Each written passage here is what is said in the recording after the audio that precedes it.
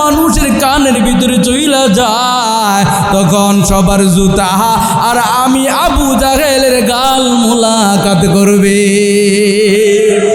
আবু লাহাবের মোলাকাত করবে গালের সাথে জুতা। কয় কেন কেন রে, কোন জায়গার ভিতরে যা, যদি না বইলা যাও তাহলে তোমাদেরকে ছাড়বো না। আবু জাহেল জানে দে বলতে পারি একটা শর্ত, এই যে কাবা দেখতেছো, কাবার কসম খেয়ে খেয়ে বলতে হবে, কারো কাছে বলতে পারবা না। সুবহানাল্লাহ কয় না? বুঝলেন তো?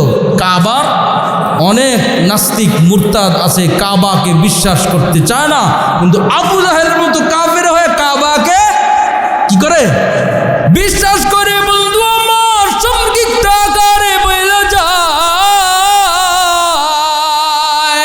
আবু জাহেল জানে দে এরে বিবি প্রতিনিয়তই তো মুহাম্মাদের তেলাওয়াত শোনার জন্য বেকার হয়ে যায়। আবু লাহাব জানে দে প্রতিনিয়তই তো মুহাম্মাদের তেলাওয়াত শুনবার জন্য চইলা যায়। আজকে না শুনে শুনে ঘুমায় গেলাম, চোখের ভিতরে ঘুম আসতেছে না, চোখের ভিতরে ঘুম আনার জন্য মুহাম্মাদের তেলাওয়াত শোনার জন্য যাই। সুবহানাল্লাহ। এরে বন্ধু আমার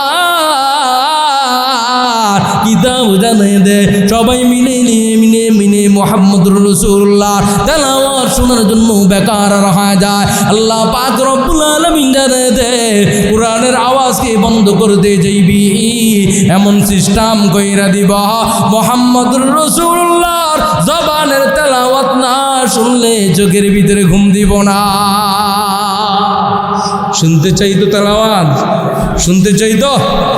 শুনতে চাই তো? তাহলে এই মাদ্রাসাকে জিন্দা রাখতে হবে। কি রাখতে হবে? এই মাদ্রাসাগুলোকে জিন্দা রাখতে হবে। আরে বন্ধু আমার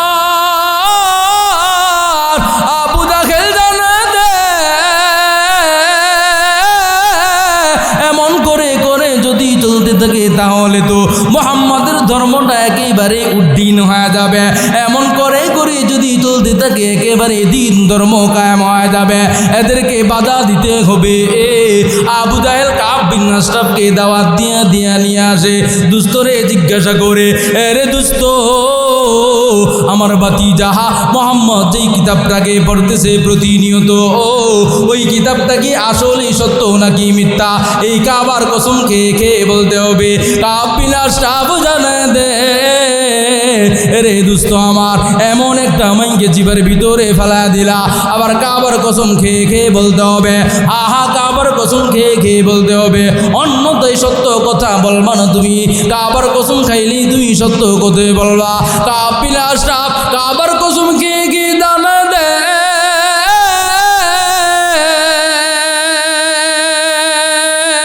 এরে দুস্ত তোমার ভাতিজা যেই কিতাবটাকে পড়ে, তোমার ভাতিজা যেই খুদার কথা বলে, আমি তো তাওরাতের কিতাবের মতো বড় একটা কিতাবের হাফেজ। তাওরাতের এমন কোনো পৃষ্ঠা নাই যেই পৃষ্ঠার ভিতরে মুহাম্মদুর রাসূলুল্লাহ সাল্লাল্লাহু আলাইহি ওয়াসাল্লামের খুদার কথা পাওয়া যায় না। সুবহানাল্লাহ। এরে দুস্ত তোমার থেকেও আমি কাব বিন আশরাফ জানবার চাই। কাবার কসম খেয়ে খেয়ে বলতে হবে, তোমার ভাতিজা মুহাম্মদ যে কিতাবটাকে পড়ে, এই কিতাবটা কি আসলেই সত্য? তোমার জবান থেকে আমি শুনবার চাই। আবু জাহেল জানে দে রে দুস্ত আমার কাবার কসম খেয়ে খেয়ে জানে দিলাম মুহাম্মদ রসুল হিসাবেও সত্য, নেতা হিসাবেও সত্য। মুহাম্মদ যে কিতাবের কথা বলে ওই কিতাবটাও সত্য। মুহাম্মদ যে আল্লাহর কথা বলে যা ওই আল্লাহ সত্য, কোনদিন মিথ্যা হইতে পারে না। কয় কেন কেন মিথ্যা হয় না? কয় আমার 14 পুরুষই কবি ছিল, তারা আরবিতে একেবারে শের লিখতে পারতো, কবিতা লিখতে পারতো। আমি আবু জাহেল প্রতিনিয়ত কবিতা লিখে মাগার মুহাম্মাদের সাথে কোনো দিক থেকে মিলাইতে পারি না। আমার বাবার কবিতার দিকে তাকাইলে মুহাম্মাদের কবিতার সাথে মিলবার চায় না। এমন করে করে জানে দে মুহাম্মাদের কোরআনটা আসমানের পক্ষ থেকে নাজিল। সুবহানাল্লাহ। রে বন্ধু আমার, আল্লাহ পাক রব্বুল আলামিন আবু জাহেলকে জানা দে, রে আবু জাহেল, তোর জবান থেকে কথা আমি আল্লাহ তাআলা বের করার মাধ্যমে সারা পৃথিবীকে জানা দিব আমি যেমন সত্য, আমার রাসূল মুহাম্মদও সত্য। আমি যে কিতাবটাকে নাজিল করেছি ওই কিতাবটাও সত্য। আমি আল্লাহ পাক রব্বুল আলামিন এই কিতাবের রক্ষণাবেক্ষণের দায়িত্ব নিজের হাতে রেখে দিলাম। সুবহানাল্লাহ। আমি আল্লাহ তাআলা এই মাদ্রাসা দিয়া আমি আল্লাহ তাআলা কোরআনের হেফাজত করাইব, উলামায়ে কেরাম দিয়া হেফাজত করাইব। আমি আল্লাহ পাক রব্বুল আলামিন হাফেজে কোরআন দিয়া হেফাজত করাইব। আমি আল্লাহ পাক রব্বুল আলামিন তাওহীদি জনতাকে দিয়া কোরআনের হেফাজত করাইব। কোরআনটাকে যারাই ধ্বংস করতে পারবে তারাই ধ্বংস হয়ে যাবে। ঠিক না বেঠিক? রে বন্ধু আমার,